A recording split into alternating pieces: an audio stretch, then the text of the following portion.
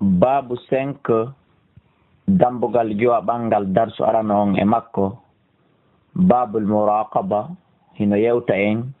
fi ƴewtagol hoore mum watta yiili e hoore mum suɓa ko wowla suɓa ko huwa suɓa no comportora qala llahu taala allah daali kono yo alladi reeno hula oɗo allahjo yaraka sutiɗoma hina taqumu sangande immotoɗa wataqallubaka e ka waylitale maɗa fi sajidina e nder sujjugol ngol wa qala ta'ala allah daali nokkugo wa huwa ma'akum kanko allah himo wonnemo aynama kuntum kala ka latorɗon e aduna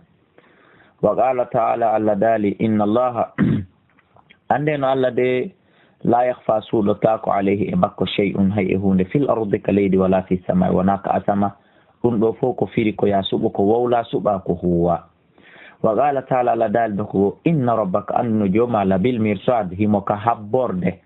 himo ka kare furu ka tawata ko neɓuɗa tarade ko neɓuɗa voyasude a rewa e on kare furɗon himo habbi ma ɗon ko ɗum woni lahara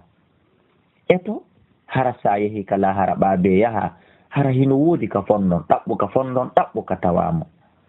wa qala taala allah daali nokkugo kanko allah deyi ya'lamu himo andi kha'inatal ayuni jamfa gite ɗen taho wama tukfi sudur e konko suuɗi ko ɓerɗe wona fere makko ɗengal ngal wowli ma ko ɓernde nde miiji ma ko tere ɗen golli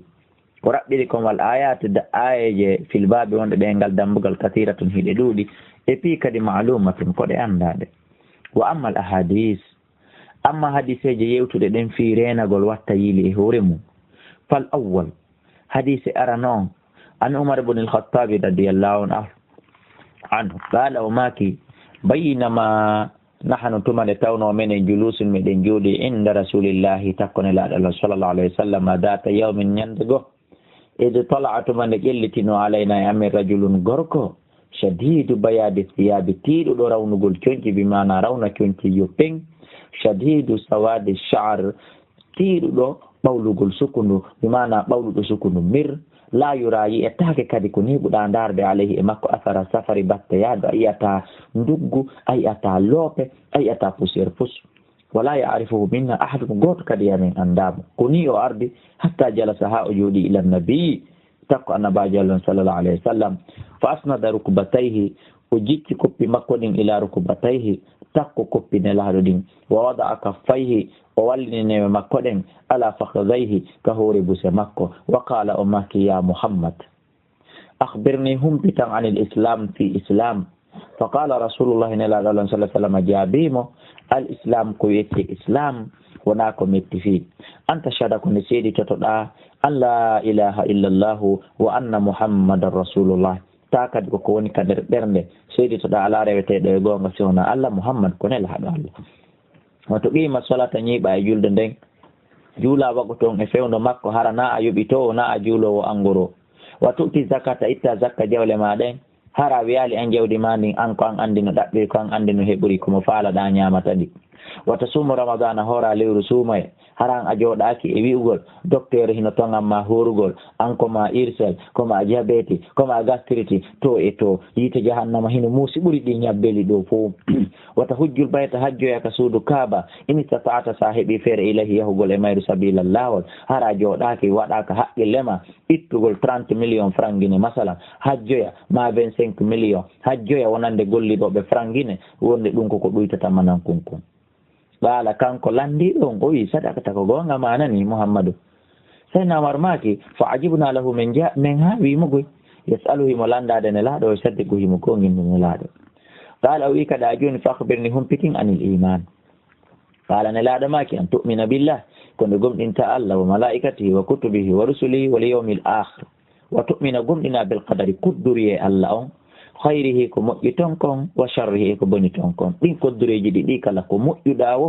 ɗiɗi ɗi kala ɗi dogay e hoorema ko bonɗa wo ɗiɗi ɗi kala ɗi dogay e hoorema ɓaala kanko landi ɗon o wi ɗon kadi sadaqata koko wonga manani qala sayyidna umar maki e ɓaala kanko gorkon o wi fakbirni humpitin kadi anil ihsan ko wiyete moƴƴingol kun ɗum mi waɗata hata ɗon mi jeyama e moƴƴin ɓay allah dalika qur'an inna allaha ma al muhsinin allah ne wondi moƴƴinɓe kun ɗum mi waɗata hara mi moƴƴini qalne laaɗo jaabima an ta'budallah ko nde rewata allah ka annaka sikka yantara hiɗa sutimo o andi si goɗɗo nelima gollal hiɗa dari hiɗa huude yeeso makko kanko nelɗo ma o e siɗa huude ɓaawa makko ko so ari o yi'a wona gootum fa in lam takun ɓayle annda sa laataki taraɗa sutimmo felluto kan fa innano kanko kañum yaraka himo sutima ahi qala kanko gorko wi fa akhbirni humpita ani saati fi ko wiyete kon darngal ko hindetuma ngal daroto e ko honno ngal darorto qala nelaɗo jaawimo mal mas'ulu wonali landa ɗon an ha fi darngal ngal bi alama himo ɓuri andude min sa'ili di landiɗo ɗi mana landiɗo e landaɗo goto ɓura goɗɗo andude fi ɗum ɗo goto men anda fi ɗum ɗo qala o wi kanko gorko ma fa akhbirni humpitan an amaratiha fima ndeji darngal qala nelaɗo maki an taladal amatu rabbataha konde korɗo jibinta pullo muɗum ɗum firoji ɗiɗi hino ɗon en firino ɗum ka tafsiru matinuddin ha en laɓɓini to moƴƴa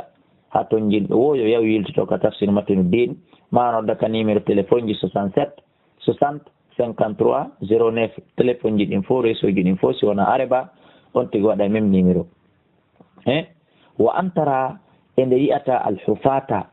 huluɓe ɓe wattaki paɗe al urata huluɓe ɓe wattaki ko wiyete kon alhufata huluɓe teppe ɓe wattaki paɗe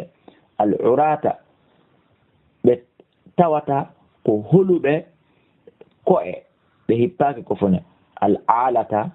huluɓe cuñci ɓe ɓornaki ɓe mana yimɓe tampuɓe tun ri'a ashay aynoɓe dammi yatatawaluna heɓe yadodira heɓe folotira kaccae fil buniyani mahugol madiji waɗa étageji building ji towina mi sikki haray ɗiɗo mandeji ɗiɗi kala haray ɗiɗo fo muɗum en yiiɗigoy e nder fewndo jamanu men summan talaga ɗeski kanko gorko o yehi fes falabistu mi ñiiɓi ɗon maliyan seeɗa summa qala reftinelaɗo maki ya Umar atadiri hiɗa andi mani sa'il ko mbon landiɗo ɗo on ɓultumini allahu wa rasuluhu alam ko Allah nelaɗo makko on andi qala nelaɗo maki fa innahu o landiɗo ɗo jibril atakum mo ari on yuallimakum fi yo jannon dinakum dina moɗon kan rawahu muslim wa ma'ana taladul amata rabbataha ma'ana yo korɗo jibin pullo mum ay sayyidatuha ko pullo makko wa ma'ana filo mum an takko sarar ko nde nangaɓe ɓen ɗuɗata mi mana nde rewɓe nangaɓe ɗuɗata nangaɓe nder gireji hatta taladal amatu surriya ha kanko debbo nangaɗo korɗo on o jibina bintan ɓiɗɗo jiyo e li sayyidi ha wonande pullo makko on wa bintu sayyidi ɓiɗɗo pullo on fi ma'ana sayyidi o woni e nder ma'ana pullo makko bi mana deke tun korɗo jibinani pullo mum haray on ɓiɗɗo ɗon kadi ko ma'ana pullo makko kanko debbo on firugo kadi no woodi hara wona ngoɗon wa qila wiyama gaydu dalika ko wona ɗum ɗo al alata ko wiyete alata alfuqara ko wasuɗuɓe tata ɓe mara hay e hunde aduna yiltitoɗen to ka mandeji darngal ka wi an taladal amatu ko nde korɗo jibinta rabbata pullo makko antara e nde yiyata alhufata huluɓe teppe ɓe wattaki paɗe al urata huluɓe coñci ɓe ɓornaki al alata wasuɗuɓe tampoɓe legol ko ɗum waɗi ɓe firi ɗo al alatu wo ko woni tampuɓe al alatu al fuqara ko wasuɗuɓe wa qawlu konngol makko maliyan min ñiiɓi ɗon seeɗa ay zamanan ko jaman hum tawilan jutukum wa kana dalika ɗum laati salasan laabi tati athani hadise ɗimmon an abi darri jundubi bun junada ƴettama e oɗo sahabajo jundubi bun junada ɗon andi en jangi ɗissa makko ko suwaru min hayati sahaba ɗon andi ko adi hirorde ne laaɗo wigol assalamu aleykum wa rahmatullahi ka wa abi abdourahman moado bun jabali radiallahu anhum an rasulillahi ko ƴettane laaɗo allah sallah sallam qala o maki kanko ne laaɗo ittaqillah hulu allah haytuma kunta kala ka wonɗa e aduna ka nder suudu ma ka nder ngesa ma ka nder boutique ma ka nder bureau ma hulu allah wa atbi sayyi'a jokkintina bone mo waɗaɗa on alhasanata moƴƴere tam hawha hande kadi moƴƴere nde montay bone on ta woni waɗeteɗo ko boni jokkintina ko boni wa khaliqin nasa bi khuluqin hasanin jikkinore ɓe yimɓe jikkuji labaɗi rawahu tirmidhi wa qala hadithun hasanun o wi ko hadise labaɗo as-salis hadisa tammo ade ibn abbas yattama abdullah ibn abbas radiyallahu anhu qala wi kuntu milatike khalfa an-nabi ɓawo annabajo sallallahu alaihi wasallam yawman nyandego fa qala ma ki ya ghulam inni min uallimuka miɗo jannude ma kalimatin konguɗi nani ko ayo pay ko reeno watta yili e majji haray enen kadi ɗen natude ɗo ihfazullah reno e Allah bimana wattu yile Allah hara ayawaki mo abonnali mo ayeddali mo yahfazaka o renama ahfazallah Allah subhanahu wa ta'ala o rene tajiduhu tawamo tujahaka takko maɗa wa ida sa'alta si a toroto fas'al Allah toro Allah subhanahu wa ta'ala tun ɗum ɗo non riwali ɗum ɗo montali yawgol julɓe ɓe on tagi tañƴini ɓen no moƴƴi toroɓe du'a yo ɓe torana mo Allah fi yo heɓu hunde kaari ma yo daɗo hunde kaari ɗum ɗo riwali ɗum ɗo hino selli ɗum ko waɗete ɗum ko gollitirte wa ida stana'ata sa ɗaɓɓiray ballal fasta'in billahi ɗaɓɓir Allah ballal wa alam anda anna al ummata no mofte ɗen lawi tamat si ɗe fof ɗe moɓodiri ɗe hawtodiri ala an yanfa'uka e dow nde ɓe walliray ma nde ɓe nafiray ma bi shay'in fihu lam yanfa'uka ɓe watama nafirde kum ɓe watama okkorde kum illa bi shay'in sona hunde nde andanɗa hoorema qad katabahu llahu laka har Allah windanino ma nde kalawhil mahfuz a heɓayde wayne yitamiwo si ɓe moɓodiri kadi ɓe fof ala an yadurruka nde ɓe lorrirayma bi shay'in hay hunde lam yadurruka ɓe lorrirtama kadi illa bi shay'in hay hunde sona hara ko hunde qad kataballahu alayka sona hara Allah windanino ma nden ɗon e hoorema nde heɓeteno rufi'atil aqlam karamɗi windayɗi ɗin ko foɗaɗa kon ɗin ɗi ɓantanoma neeɓi wa jaffati suhufu ɗeri ka ɗum windano ɗum yorino neeɓi ñobbama rawahu tirmidhi wa qala hadithun hasanun sahihun وفي رواية نرى في الليغو غير الترمذي هروناي هاي في داي الترمذي احفظ الله ورينو ألا تجد توام أمامك يسمى تعرف أندو إلى الله فادك الله أندو تم في الرخاء فيندو ياجي فيندو نوين يعرفك كان كدو أن تما في شدة فيندو ساتين sabu boy ko fewndo satti fewndo ngadi ko ɗum tum ɓe waɗata du'a ɓe turu du'a si hoyi tum sattende nden iwi ma ko ɓe huli kon iwi ma ko ɓe faala kon heɓike hande kadi ɓe tirtiki Allah awa ko ya wonu torotoɗo Allah andi to Allah fewndo yaaji fewndo newendi woni tawa mara ande fus ɗon si ande waɗi tum a fewtay mo tum o andite wa alam andu annama akhta'aka andu no palji maɗa ɗin lam yakun ɗum wonali li yusibaka hino fitinayma hino nambe palji ɗi wonɗa paljude ɗi bonna ɗum wonali hino heɓama ɗum wonali hino nambe wama asabaka andu kala ko heɓuma lam yakun ɗum wonali li yukhti'aka kadi hino faljine wa alam andu anna nasra no ballal ngal ma sabri ko wondude e muñal ngal wa anna al faraja andu no yolɗe nde nden yaltugo e kala nambara mo naati mal karbi ɗum kadi hino wondi e tampere nde wa anna ma al usri yusra e kadi hino wondi e sattende nden newende Allah ya rabbal alamina ɓayɗa andi ko tampereji honɗum min Abdoullaye Kalla wonɗo jangude ɗo on mi tampi hiɗa andi ko tampereji honɗum ɓe jentiɓe o ɗo tafsiru o ɗo dars kon ɗum ɓe kadi tampi Allah ittan men tampereji ɗin Allah addan men noon newende nden takkidanamen Allah ittu noon tampereji ɗi min wondi ɗin addanamen newendeji ɗin ya hayyu ya gayyum afwan yiltitoɗen ɓe inni wa alam andu annama akhta'aka kala ko wuupuma runkuma heɓude lam yakun hari ɗum laataki li yusibaka hino heɓayma mi mana windanoka heɓete sowona ɗum heɓeteno wama asabaka kala kadi ko heɓuma kala ko fiɗuma kala ko tappuma kala ko memuma lam yakun ɗum kadi hari laatanoki li yukhti'aka hino woope kala ngal évitirɗa kala ngal renorɗa hari ɗum laataki hino woope en faami ka الرابع حديث نايبون عن أنس يتامى أنس رضي الله عنه قال وي إنكم أنغوي لتعملون هدون قلوا دي أعمالا قل لي هي أدق إن تواتاكو سيودي كو فاندو دي كو يويتادي في أعينكم إجتمارون دي من الشعري قولي لي يبال كونو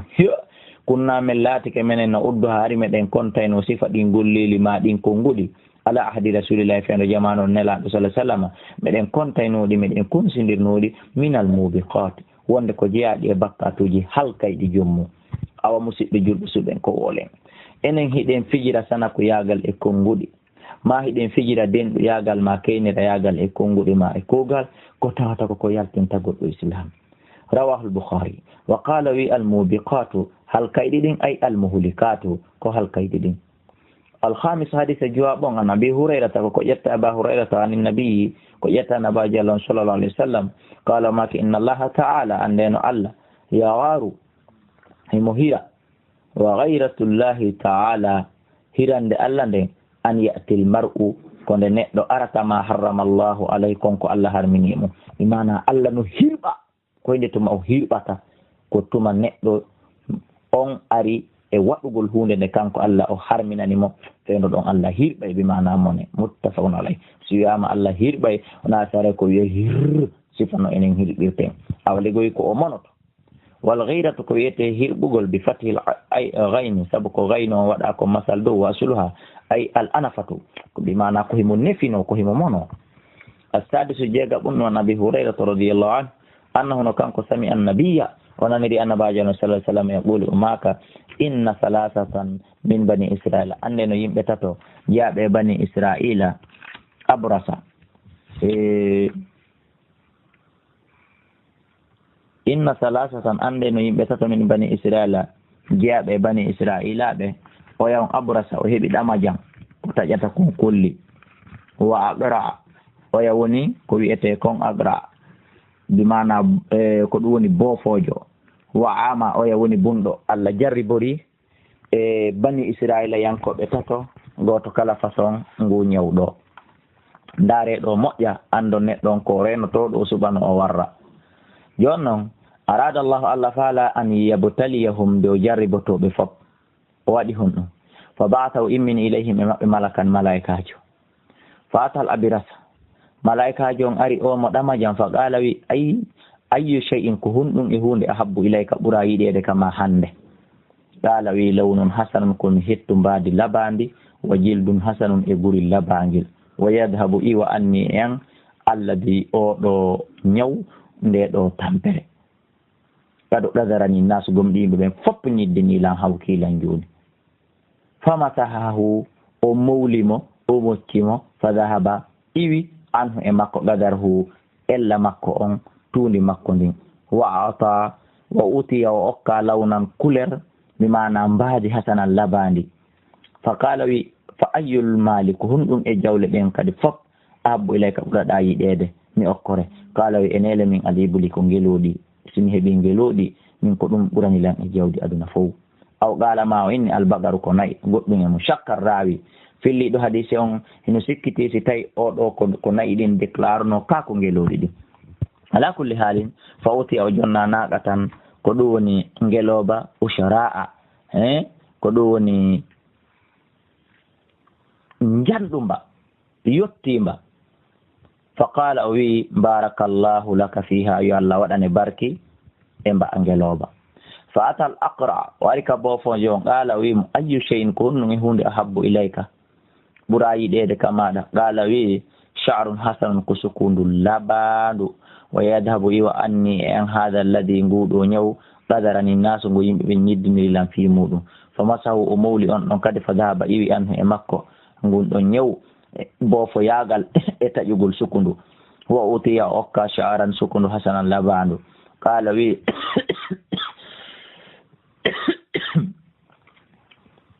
fa ayyul mali ahabbu ilayka ko honɗum e jawle ɗin ɓura yiɗede kama qala wi albaqar ko nayi ɗin ko nayi fa utiya okka bagaratan nagge hamilan e duñumba wa qala o yawi barakallahu laka fiha yallah en barki e mabba ka ngeluɗi to kaɓe inni en ɗon fa utiya o okka naqatan ngeloba ushara ɗon kadi ko duñumba ɗo kadi fa utiya okka bagaratan nagge hamilan duñuge en faami ka fa atal ama on sayi o ari ka bunɗo on kadi fa qala wi on kadi ayyu shay'in ahabbu ilayka ko ɗum ɓura yiɗede kama qala wi an yarudda allaha ilayya basari ko nde Allah jonni tatalangite an en fa absaru nasa min kadi mi e yimɓe ɓen fa masahu o mawlimo faradda allahu ilayhi Allah rutti e makko basaro gite makko ɗen qala o landima fa ayyul mali ahabbu ilayka jawle ɗen fof ko honɗum ɓurɗa yiɗude qala wi alghanam min ko dammi fa wuti o jonnimo shatan dammil walidan ko ɗum woni rimugil e fa anbaja hadani e ɗiɗo ɗiɗi ko ɗum woni ɗi rimi wa wallada hada mbaɗa kadi rimi fa kana latanide hada oɗa ko ɗum woni awlegoy fa wuti o jonna shatan dammil walidan ko ɗum woni rimowil duñugil fa anbaja hadani ɗiɗa ɗiɗi rimi nagge ngen e ngeloba balligoy wa wallada hada rimi kadi mbaɗa ko ɗum woni dammingel fakana latani li hada oɗa bimana jongelodi ɗin wadin min al ibli ayde tewgelodi wali hada latani omo dam nayi wadin ayde tew min al bagari immorde nayi wali hada latani omo dammi wadin ayde tew min al ganam immorde dammi goto kala selli ken iwi e ñaw ko woni ɗum kon woni jawdi wontiri salju yiye Allah hino jarri bo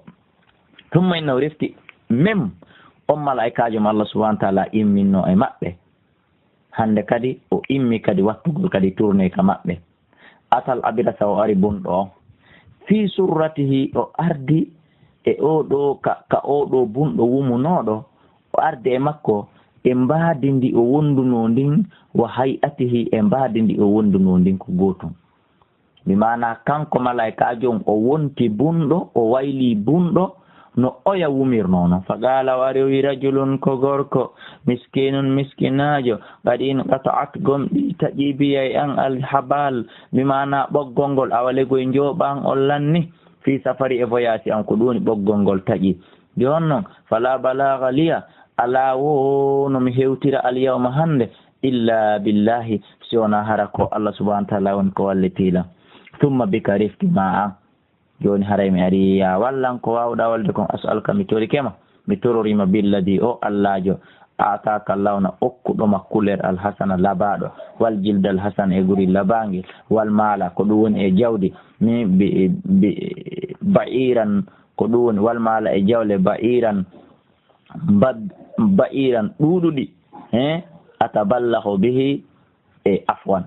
on okkorɗoma ko ɗum woni guri labangel wal mala e jawdi mi ari mi tori kema ba'iran ya okkoran baɗɗateri ya okkoran babum kummi waɗɗo ataballahu bihi kummi wawata hewtirde ɗum fi safari e nder voyage an kami woni yawde ɗon fa qala wi he si tawi ko rowani arnoɗa ɗon andi ko sifaɗi argument ji addete si tawi ko rowani arnoɗa harayno no newo kono hikka ala wonowa nani fewndo ɗo ko woluɗo e fanko ɗo alhuququ kasira haqqeji ɗin no ɗuuɗi ay ɗo miɗo duwa ɓeɗo miɗo duwa ɓeɗo miɗo duwa ɓeɗo miɗo duwa ɓeɗo fewndo ɗo murandu no ɗuman ni nani murandu no yetta ba fa qala wi ka anni asikkay mille arifu ka miɗo anduma ene alam takun ala tanoki aburata hari ko amo aɗama jang yaqudru kannasu tawi yimɓe ɓen hino ñiddine faqiran hari ko a baaso fa ataka Allahu Allah okkuma ndiɗo jawdi fa qala wi innama warastu hadha almal afal junani min mi ronu ndi jawdi kabiran an kabirin mawɓe ga e mawɓe mana ma ɓen an ronu mama soro an min kadi mi roni ɓen an fa qala kanko malaika joyi aw gasi in kunta sa latike kadiban hara a fenay tawi tun a fenay a ɗayno ɗan haray fa sayyaraka Allahu ila ma kunta yo Allah watte harayno wa unoɗano wa atal aqra o ari kadi ko ɗum woni ka o taƴa sukundujo taƴa ɓandujo fi suratihi o ardi kadi e nder mbaadi no on neɗɗo wa'irno noon wa hayatihi e mbaadi makko ndin ko gootum fa qala lahu o wiyanimo fiyo e raɓɓin ndin darsu on mithla ma qala li hada sifa ko wowlanno kon o mo ɗama janɗa wa radda alayhi on kadi jaabimo mithla ma radda hada sifan oɗa jaaborimo noon fa qala o yewi on ɗon kadi in kunta sa a laatike kadiban a fenayi fa sayyaraka Allahu yo Allah on watta ila ma kunta faade ko wonnoɗa kon e muɗum o feƴƴi wasala ama o ari ka bunɗo on fi suratihi wa hayatihi e nder mbaadi no bunɗo on wa'irno non net fa qala wi on kadi rajulun ko gorko miskinajo wabunu sabilin ɓiɗɗo laawol in qata'tu biya taƴirilan alhibala ɓoggol ngol fi safari e nder voyage an on joni noon fala balagha liyal yawm ala wo hande no mi wawata hewtiroyde illa billahi thumma bika siwona Allah an wona sabu as'aluka mi tororima billadi o Allah jo radda alayka basaraka junnutuɗoma guite maɗa ɗen nde okkortalan chatan dammil ataballahu biha ngel mi wawata hewtiroyde ɗum fi safari e voyage an on fa qala o yawi he nanugoy kadu kuntu min kadi mi laatino ama komi bonɗo no wa'irɗa ɗo ni faraddallahu ilayya Allah jonnitilan basari guite an ɗen o moƴƴi e an o kuril ndi jawdi ɗo fof muɗum hande si tawi woni goɗɗo ari wa'unoɗo no mi wayi mi yurminaymo sabu Allah heehino dammi an ni fa hudu ƴettuma siita kala dammingel faalaɗa waɗa a tertoɗa ma siita kala ngel faabi mana ƴettugel falɗa accangel faalaɗa fa wallahi mi wondiri Allah ma ajhaduka al yawma bi shay'in mi añamtama mi wippitantama hunde hande bi shay'in hunde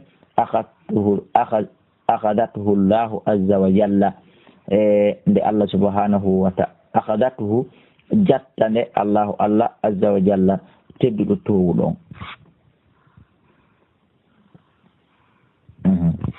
mi añantama hay e hunde hande akhadtuhu nde mi heɓiri ɗum nde mi nangiri ɗum lillahi fi Allah azza wa jalla Allah tedduɗo towuɗon Allah hawrindini o Allah jonni o feere o seedi e ɗimmoɓe makko ɓen fa qala o wi kanko malaikajo amsik malaka jogito jawdi ma ndin fa innama ibtulitum ande on jarriba onon ɗo tato an noon faqad radiyallahu anka Allah weltanike ma kale fi a daɗi wa sakhita ala sahibayka o monanike o tikkani ɗimmoɓe maɗa ɓen ɗiɗo muttafaqun alayhi yo Allah on waɗu en e o jondanmi sakkitaɗo sifede ɗo welduɓe Allah subhanahu wa ta'ala hawrindinaɓe renaɓe hara faljata faljireji sunnayi ɗen letta ɗin aduna e lahara wannaqatul ushara ɓe firanden ko woni ngeloba duñumba ɓe dammil ayn wa fatih shin wa bil madde e saabu ko pooɗa ko hiya alhamil ko ngeloba bi mana duñumba qawluhu ko wiɗon antaja rimi wa fi riwayatin no ari e fillaye fa fantaja mbarimi mana ho mana ɗum tawalla nitajaha ko ɗum woni hucciti fewti tono mabba on wannatijo ko wiyete tono linnaqati wonande ngeloba kal qabilati lil mar'ati no wayi wano jibingol wano fewtutugol wonande sonnajo o wa qawluhu makko wallada hada mbaɗa rimi ay huwa ɗum bi tasdidi lam sabu ko laamu on sidda kon waɗa kiddal ay ta walla ko ɗum woni fewtiti wiladatu ha rimugol mabba on wa huwa ɗum ɗo bi ma'ana antaja ko rimi finnaqati kangeloba fal muwallad ko ɗum woni rimugol wannatiju waɗugol ngol natiju bi mana rimugol ka nayi ko ɗum kadi woni rimugol legoy wal qabilatu fewtutugol ngol bi mana wal qabilatu bi mana ko fewtutugol ngol non a legoy bi mana fewtutugol heɓa legoy en ande inna jawdi fewti kaari ko nden fewtande ɗon lakin hada ko woni tun ɗum ɗo lil hayawani ko nande mummunteji ɗin ko mummunte innete nataja ma ɗum ɗo ma ɗum ɗo wadaka ɗum ɗo li gayrihi wona ko tana muɗum wa qawluhu e mako kawiɗo in qata'tu biyal hibal ɓoggol ngol tajirilan huwa al bihaw ko ɗum sabu oɗo haw al muhmalata tertaɗo mo toɓɓaka wal yaw wal baw e oɗo ba al muwahhada bajjo ay al asbab ko sababuji ɗin hewtirta ɗin wa qawlu wigol makko la ajhaduka mi añantama manahu la shuqqa alayka mi sattinantama ɓittintama fi raddi shay'in e nder jaɓɓutugol hay hunde ta'khuduhu hunde ƴettuɗa aw tatlubuhu mande ɗaɓɓirɗa min maali mande ɗaɓɓuɗa ɗum min maali immorde jawdanni wa fi riwayatin Bukhari no ari filla imam Bukhari la ahmaduka mi yettatama mi yarnatama la ahmaduka on bil hay sabu haw al muhmalata tertaɗon wal mim e mimo wa mana ko fin firomo la ahmaduka mi yarnatama kadi bi tarki shay'in sabu accugol hay hunde tahtaju ilayhi nde ha ton jinɗa e mum kama qalu wono ɓe woliri noon laysa ala tulil haya ala e dow ko juuti ko e gurdanɗam fo ay ala fawati tuliha e dow ko ɗuni bi mana perdi gurdanɗam fo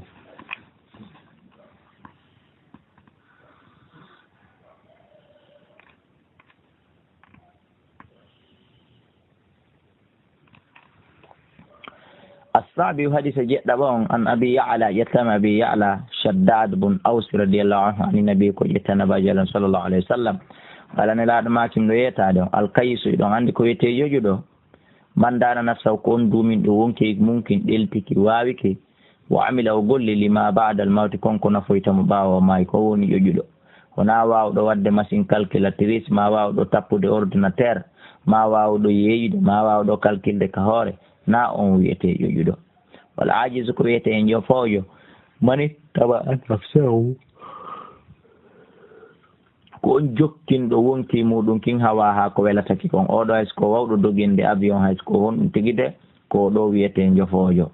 wata mannatamo yelono alallah kala al amaniya yeloji Allah wallo e Allah malno e Allah lumbino en mo jooɗo yelo ɗi yelaji ɗo ko ɓuri majjude رواه الترمذي وقال حديث حسن. قال الترمذي إمام الترمذي ماك وغيره يكون من العلماء مرد جانغو بهم ومعنى دان نفسه معنى كوندو من دون كيمو أي حسبها كجوبتي دوكي. الثامن حديث جيت تبعهم أنا أبي هريرة رضي الله عنه قال رسول الله صلى الله عليه وسلم ماك من حسن إسلام المرء نجيا كمؤمن تكو لبن تكو تمن كدون إسلام نجلهم tarko tertagol mo accita few ma la yaanihi kala ko toɗɗaki mo kala ko concernama hara o landaki o tefal fi muɗum o terto ɗum no jeeya e ko timminanta ko ɗum woni ni ibnu adama on galle makko ɗen e hoɗo makko ngon e iman makko on o terto ɗum few e ko timminantamo dina makko on o terto kala ko tata concernama kon. hadisun hasanun rawahu tirmidhi wa ghayruhu. attasiu حديث جينا يقول عن عمر كجتا سنم رضي الله عنه عن النبي كجتا أن النبي صلى الله عليه وسلم قال ما في لا يسأل الرجل وتغرق لاند فيما لا يسأل الرجل غرق لاند تاك فيما ضرب امرأته في كوبي بينغ مكو. رواه أبو داود وغيره. سارتينو هراو هلال بينغ مكو o barminal ɓeygo makko ƴi anɗan yalti o belsinal ɓeygo makko si wona ɗum haray o landete si wona ɗum haray o landete ɓe mana o itte kadi diya e muɗum. amma noon so tawini ko piggal neeɗi ko waɗimo haray ɗum ɗon o mara ñawore ko ñawete o mara kadi sanction haray mo sanctionnete e muɗum. wallahu ala wa alam.